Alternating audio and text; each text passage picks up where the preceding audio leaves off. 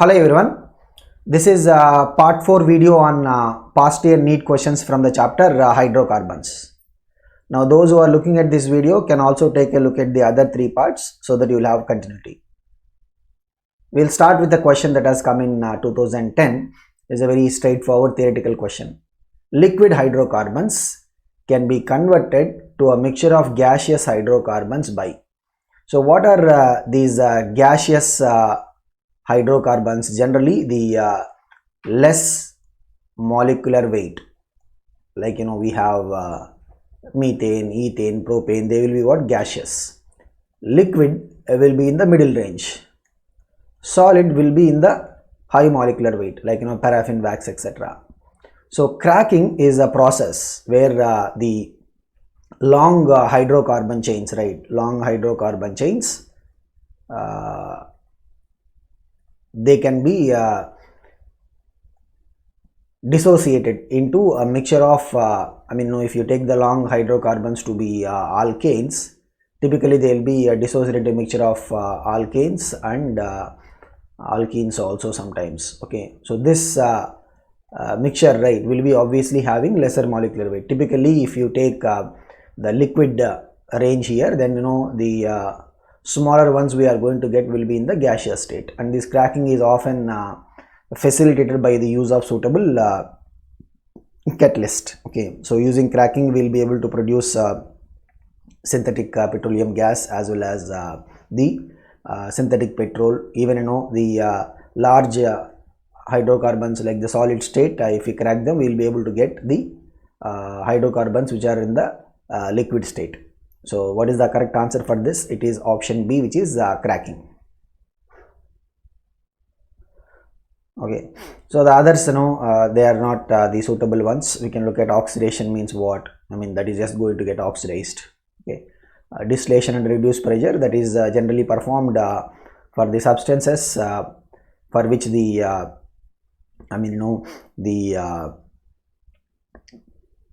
dissociation of the molecules will happen below their boiling point. Okay, so for them we will not just do the distillation, because we can't heat them up to their boiling temperature, because they will be breaking down before that. The molecule will dissociate before that. It will not be stable up to the boiling temperature. So we will perform distillation under reduced pressure, that is to mostly the separation method. Okay, so the correct answer for this is option B, which is cracking.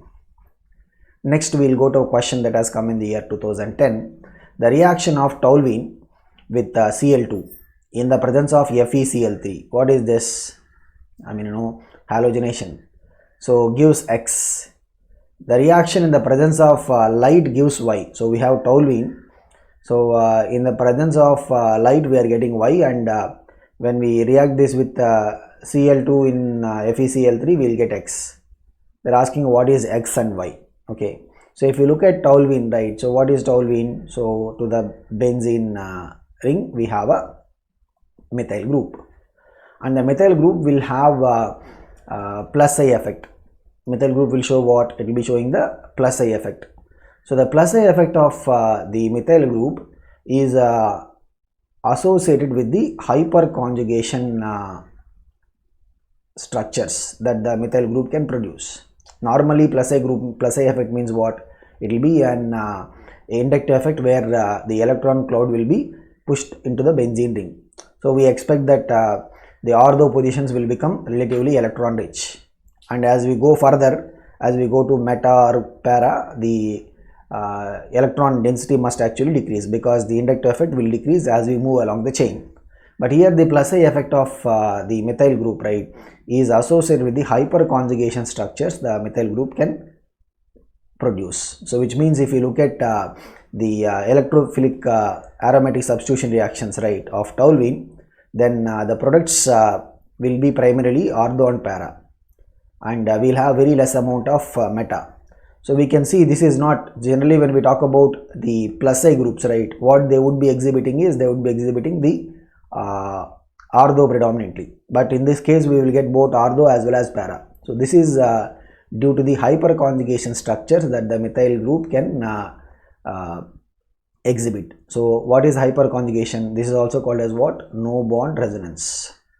The hyperconjugation is also called as what? No bond resonance. Okay, so the hydrogens of the methyl group, one of the carbon hydrogen bond will be broken, and we will see that the hydrogen has lost the electron, it will be H plus. That electrons are used for forming the additional bond between the carbon and carbon of the benzene ring, methyl carbon and the carbon of the benzene ring. So as a result, what happens, this bond will be delocalized to the ortho. So we will get a negative charge on the ortho. This can be further moved in the ring.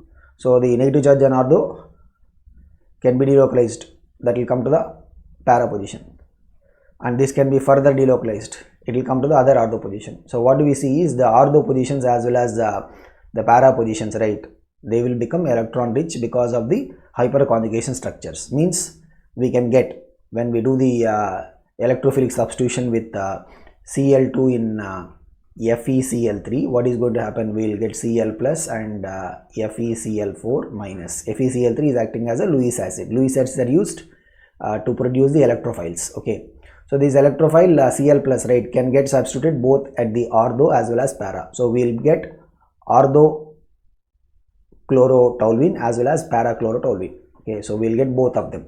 If you look at the options, right, X can be both ortho chlorotoluene as well as para chlorotoluene. So only option C is talking about it. Okay, by now itself we will get our answer. We don't even need to look for what is our compound Y. But still, if you look at Y, what is the process for getting Y? The reaction of Cl2 in the presence of sunlight. So what is this? This is like, you know, the free radical substitution reaction that is performed by the alkanes. Okay, so if we do the substitution of all the three hydrogens, so only the hydrogens of the methyl group can get substituted. This is in the presence of sunlight, right? What is this? This is the free radical substitution of the alkanes. The hydrogens of the alkane carbons, they can get substituted with the halogen atoms. So when all the three hydrogens are substituted, right, what we are going to get, we will be getting Cl3 in place of CH3, we will get what, CCl3. Okay, so CCl3, that will be bonded to the benzene ring. So what are we going to call this as? We will be calling it as what? Trichloromethylbenzene. So the three hydrogens of the methyl group are replaced by what? The chlorine. So that's why we call it as what? Trichloromethylbenzene. So the correct answer for this is option C. So just I'll erase this part and draw the structure of trichloromethylbenzene one more time. So this is how we'll have the structure of the trichloromethylbenzene. So we can just so we have a benzene ring. This is the benzene ring. Okay, and we have Cl3, that is trichloromethylbenzene. So just in case of the toluene, we have methyl group, and trichloromethylbenzene means what? All the three hydrogens of the methyl group are replaced by chlorines.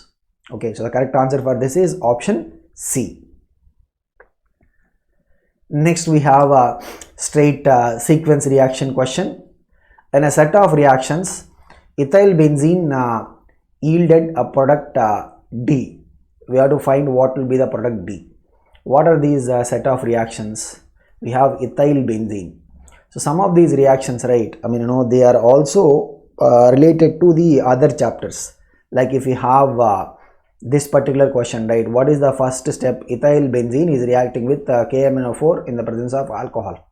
What is it going to do? It is going to do the oxidation. So when we have any alkyl group attached to benzene, so when it is reacting with KMnO4, alcoholic KMnO4, right, it is going to give us what? Simply the entire alkyl group will get oxidized into COH group. Always, whatever be the alkyl group, we are going to get what? Benzoic acid. Whatever is the alkyl group. So here we have ethyl, we may have propyl, we may have methyl. So all of them will get oxidized into what? They will get oxidized into benzoic acid. Okay, this reaction we will see in the carboxylic acids chapter. Okay, so our B is this one. What is B? B is the benzoic acid. Now we are doing Br2 in the presence of FeCl3. So what is this? This is electrophilic substitution of the benzoic acid. See, the COH group is what? Deactivating group. So ortho and para positions, they will become electron deficit. As a result, and the activity of the benzene ring also will be reduced. So we will get only meta. So the compound C will be what? the benzoic acid with meta position substituted. So only one meta position because the activity of the ring is reduced. So meta-bromo-benzoic acid, that is what is our product C. Okay, but we are not looking for C, we are looking for ultimately D. What is D? C is reacting with ethyl alcohol in the presence of acidic medium. So what is this? This is the esterification, right? So when an acid reacts with alcohol in the presence of acid medium, so what we are going to have? Esterification. So if it is reacting with C2H5OH, the hydrogen from here and OH from here removed, and what we are going to get is an ester. So what will be the final structure of the ester? We can see meta position, there will be a bromine, okay, and there will be an ester group. So what is the ester group? COO C2H5. So we can see option D, right, is the correct answer. That will be our product D. It is the ester. What is the product D? It will be an ester with bromine in the meta position. And what is the the ester group? It will be what? COO C2H5. So we can see these kind of simple synthesis, like multiple steps involved. These kind of questions also we have to be ready. Okay, and though these kind of questions, right, we may not be able to straight away answer by just having the knowledge of the hydrocarbon chapter, because often what happens is the reactions across the chapter will be mixed. So you will be able to get more command on these kind of questions once we cover the entire organic chemistry reactions. Okay, next we will go to another question that has come in the mains paper 2010. Which of the following conformers for ethylene glycol is most stable? So what is ethylene glycol? It is CH2, CH2, OH, OH. This is ethylene glycol. Okay, now generally if you look at these arrangements, right, so what is this one? This is the anti. So the OH groups on both the carbons are exactly in the completely 180 degrees orientation. So this is the anti, and this is the fully eclipsed. The OH group and OH group are facing. This is what? This is partially eclipsed. Okay, so the OH group and hydrogen are facing. This is what we call as the gauche. Now generally any conformational structures we talk about, right, we'll follow the idea that the anti structure will be the most stable because the torsional strain will be less. But there are exceptions, and the question is actually asked on these exceptional molecules. Okay, so generally if you look at it, right, as you can see, these are the ones. So we have partially eclipsed structure. What is it? Our C. Fully eclipsed is our B. This is B. And gauche is what? This is the D structure. And we have anti is our option A. Okay, so generally in most of the compounds, right, the anti conformation will be the most stable because it will have less torsional strain. That's why it will be more stable, and energy of the anti structure will be less. But there are exceptions. What are the exceptions? 2-fluoroethanol means what? CH2, CH2OH. On one carbon we have a OH group, other carbon we have a fluorine. And ethylene glycol. So that is the compound we are having in our hand now. This is the ethylene glycol. Okay, so these compounds, right, the gauche conformation will be more stable. It is not the anti, it is the gauche conformation. Why? What is the reason? This is because of the hydrogen bonding happening within the molecule. So we also call it as what? Intramolecular hydrogen bonding. What do we call it as? Intramolecular hydrogen bonding. Now intermolecular hydrogen bonding, between hydrogen bonding between one molecule to another molecule.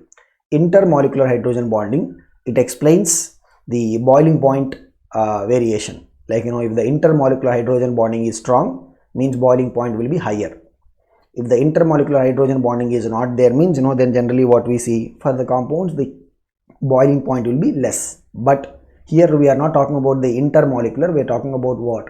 The intramolecular hydrogen bonding. So intramolecular hydrogen bonding, so in chemical bonding chapter also we would talk about it, like the intramolecular hydrogen bonding is used to explain the stability of the molecules, and this is the example for this. Okay, so maybe over there in chemical bonding we would have learnt it just as a point, saying it will be used to explain the stability of the molecule, and how it actually comes into the application we can see here.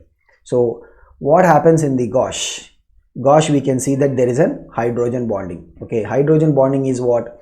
Hydrogen bonding is the bonding between hydrogen of an molecule attached to an electronegative element to the another electronegative element. Here the hydrogen of this will be bonded to the oxygen here, and we can see the OH group and OH group must be close by, which is not going to happen in the anti, which is not also going to happen in the case of the partially eclipsed. It is going to happen only in the case of what? Eclipsed.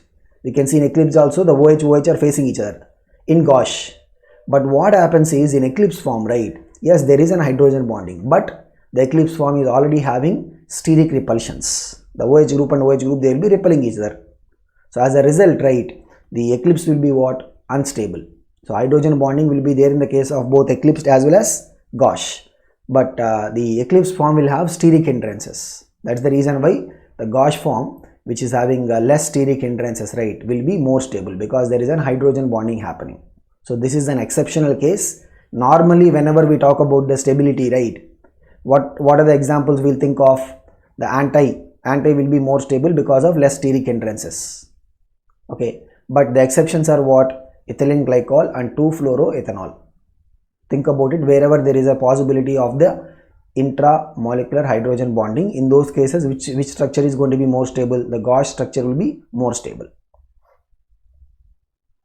So we have to be careful about these exceptions, because often, right, while we may get straight questions on the regular models of questions, I think in some of the other part videos also we have discussed about it.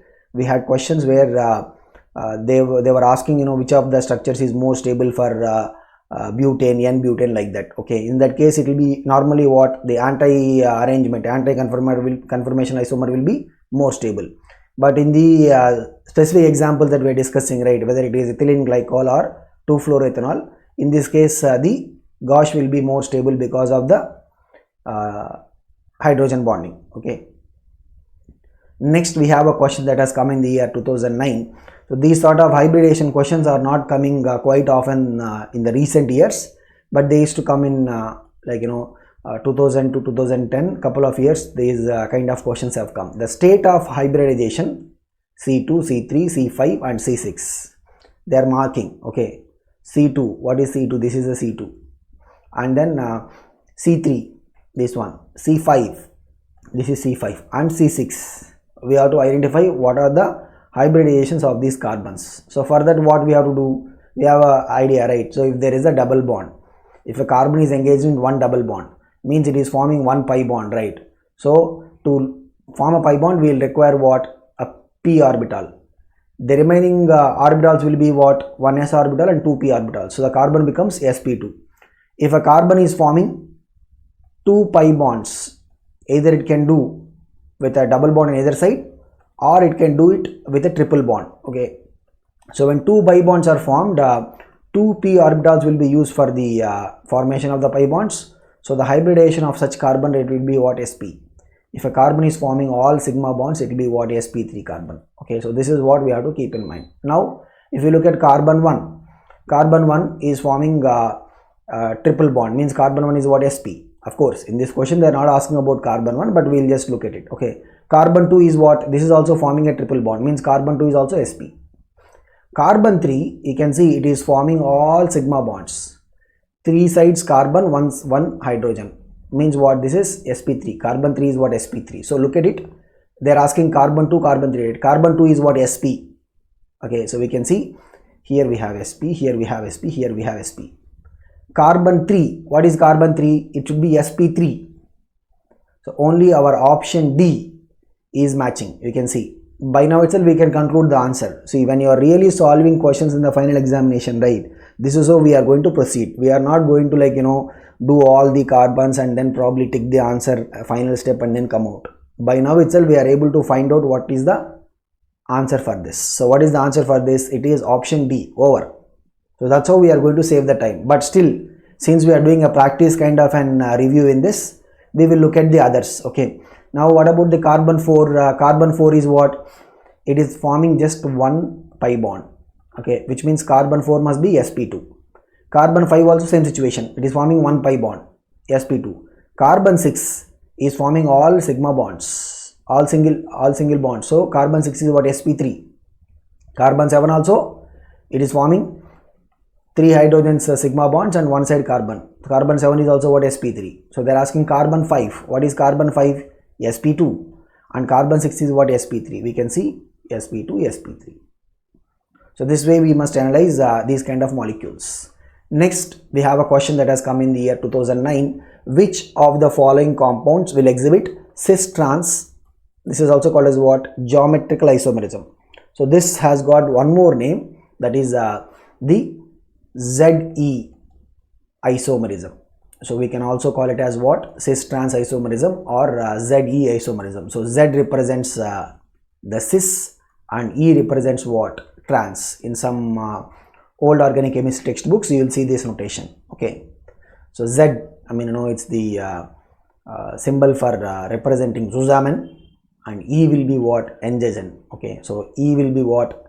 Trans, where the bulkier groups are on the opposite sides, and Zusammen, where the bulkier groups are on the same side. Okay, so we have the following compounds given. We have to identify which of them will have the geometrical isomers possible. See, geometrical isomers, generally what we say, it is possible with respect to a double bond. Okay, so whether it is a carbon-carbon double bond, nitrogen-nitrogen double bond, or the carbon-nitrogen double bond, like this. Okay, so where there is a possibility for the bulkier groups, like say this carbon is having two groups, A and B.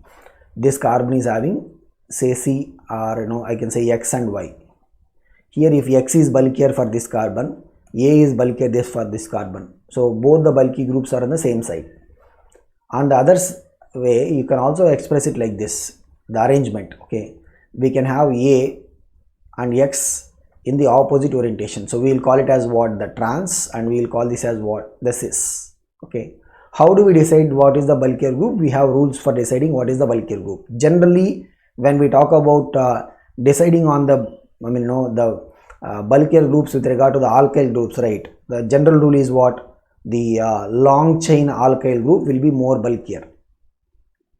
Means what? An alkyl group having more carbons, right?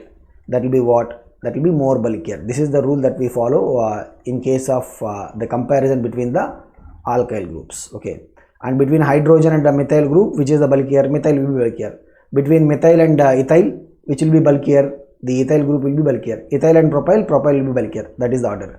But we also have rules for finding out what is the bulkier group if the groups attached are not alkyl groups or hydrogen. Okay, so maybe if there is a question like that, we will discuss on that as well. But here it is just a question of which compound will exhibit the cis-trans isomerism. So the main point is, we have these two carbons which are involved in the double bond, or the two nitrogens, or the carbon and nitrogen. The atoms, right, like here we call it as carbon 1, carbon 2. Carbon 1 should have two different groups. So if one side is hydrogen, means other must be what? Methyl. If a carbon 1 is having both hydrogens, right, then there is no difference that you can see. Whether it is X and Y here or Y and X, it does not matter. Means the groups on these double bond carbons must be what? Different. On any carbon, like say carbon 1, you must have two different groups. Carbon 2 also, here if there is hydrogen, means here you must have a different group, a methyl or whatever it is, it must be a different group. You cannot have hydrogen here also. Then the change in orientation, whether it is A, B or BA, does not matter. Okay, so this is other condition that we must be looking at. Okay, and it is also possible that we have the geometrical isomerism in the case of the planar molecules, because if you have maybe when we get to that example, we will discuss about it. If you have a planar molecule, if the groups are arranged with respect to the plane, like say we have A, B, C, D, this is one orientation.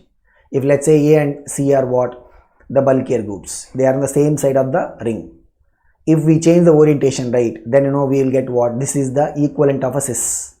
If we have D up and then C down, then it will be what? Trans.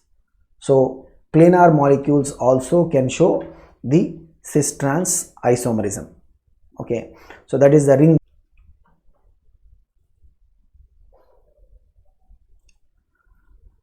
Now looking at option C is 2-butanol. So 2-butanol, I mean, will have the structure as what? The first carbon will have alcohol group, and then second carbon will have the double bond. Okay, so the third carbon and then fourth carbon. Okay, so if you look at it, CH3, this will have a hydrogen, this will have a hydrogen, this will be what? A CH2OH group. So if you just try to rearrange it, we can look at it the structure like this. So we have a CH2OH, we have a hydrogen. So we'll have a hydrogen and we'll have a CH3. So what we can see, if we write it like this, here for this carbon the methyl group is bulkier group. For this carbon the CH2OH group is the bulkier group. Okay, so both the bulkier groups are on the same side, means this is what? The cis form. We can also have a trans form for this. What will be the trans form? It will be the hydrogen, CH2OH, and the bulkier groups facing opposite to each other. So this is the bulkier group here, this is the bulkier group here. Okay, so this will be what? This will be the trans. So we can have both cis form as well as trans form. Means what? The 2-butanol will be having the cis trans isomerism. Okay, now we got our answer, but the thing is this is a question which has got two answers. Okay, it does happen sometimes. So if you look at 2-butene, what is 2-butene? We'll just write down the structure of 2-butene also, and then we'll be able to see what is 2-butene. It is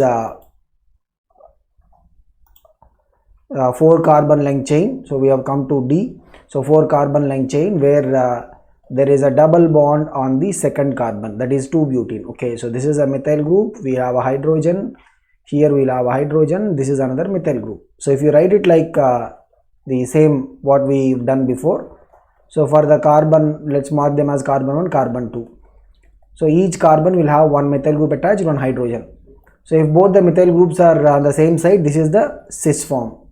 If the same, we can write it the other way. So where we'll have the methyl groups are on the bulkier groups are on the opposite side. This is what? Trans form. So what we see, it has got both cis form as well as trans form. So option D, 2-butene also can have the geometrical isomerism. For this question we have both the answers as correct answers. Okay, now moving on to the next question. This is a question that has come in the year 2009. Benzene reacts with CH3Cl in the presence of anhydrous AlCl3. It's what? Fidelkraft's alkylation. So where the CH3Cl will combine with the Lewis acid, it will produce the CH3 plus because what is AlCl3? It is a Lewis acid. It will form AlCl4 minus. So what will be this electrophile will attack the benzene ring. So what will be the final product? It will be toluene. So the electrophilic substitution. What is it? Electrophilic substitution. It's a straight question. Okay, so if you look at the mechanism part of it, right, what will be the mechanism? The CH3Cl alkyl halide will react with the Lewis acid to form the alkyl carbocation, which is the electrophile, and this will attack the benzene ring. So where it will form the intermediate, that will be resonance stabilized. The intermediate that is formed, right, it will be what? Resonance stabilized. Finally, it will lose the hydrogen, where it will form the hydrogen will be released as H plus. So whatever the carbon to which the methyl is getting added, same carbon will also lose H plus. So CH3 plus is coming in, H plus is leaving out. That's why it is called as what? Electrophilic substitution. The H plus will take away the Cl minus from AlCl4 minus. Thereby finally what we will have is a toluene, AlCl3 will get it back, and then HCl. Okay, so in this overall reaction, the AlCl3 is not getting consumed. Okay, so what is the correct answer for this? It is toluene. It's a very standard question. Okay, next we have a question that has come in the year 2008. We have a compound which is reacting with HBr and the product is A. They are asking what is the A predominantly, means they are talking about the major product. They are asking what is the major product. So what is this addition? It's a HBr addition. it is not a peroxide, so there is no peroxide here, means what? The addition should be Markovnikov addition. So what is going to happen? If you have this alkene where we are adding HBr, first to the alkene, the first step of addition will happen through electrophile. That's why they are called as what? Electrophilic addition reactions. So H plus will go to the carbon that is already having more carbons. More hydrogens. This is the carbon having more hydrogens. So the H plus will go here. Okay. So the bond will be delocalized as if this carbon will get minus, this will get plus. So we can see this is the carbon which is getting a plus, and to the minus carbon we are adding the H plus. So this is the carbocation intermediate. Okay. And this intermediate carbocation is adjacent to, it's a secondary carbocation. Okay. It is adjacent to tertiary carbon which is having a hydrogen. Okay. If you have a carbocation which is adjacent to quaternary carbon having methyl group. Quaternary carbon means what? The carbon bonded to 4 more carbons. If there is a carbocation site adjacent to quaternary carbon having methyl group, then there will be something called as a methyl shift. Okay, so which will convert the primary or secondary carbocations into tertiary carbocations. So that will happen to stabilize the carbocation intermediate. Same way, if you have a primary carbocation or a secondary carbocation adjacent to a tertiary carbon having hydrogens, there will be a 1,2 hydride shift. The 1,2 hydride shift, so the H minus from here will go there, and as a result, right, we will see that the electron deficiency will come to the tertiary carbon. So a secondary carbocation in this case, right, is converting itself into what? Tertiary carbocation, which is more stable, 3 degree carbocation. And this happens because of the hydride shift. So these two are important phenomena in case of the electrophilic addition reactions of alkenes. We can have what? A methyl shift is possible, a hydride shift is possible. These two happen to stabilize the intermediate carbocation. Now from here, right, this is the stable carbocation. After the hydride shift, to this we will add Br minus. So we can see the bromine is going to come here.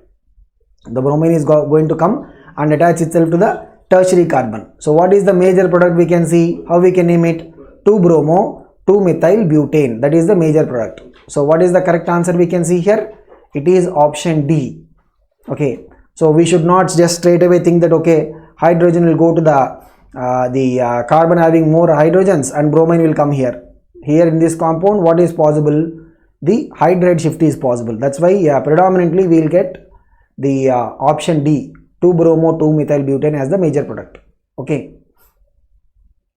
Next we have another straight question based upon the hybridization. As I said, at least in the last 3-4 years we are not getting questions like this in the All India Pre-Medical Test or NEET. But in the 2000s, right, we used to have these questions on the hybridization. I think in the same part video we have seen one more question also. So in the hydrocarbon, they are giving the hydrocarbon to us. They are even marking the carbons 1, 2, 3, 4, 5, 6. The state of hybridization of carbons 1, 3 and 5.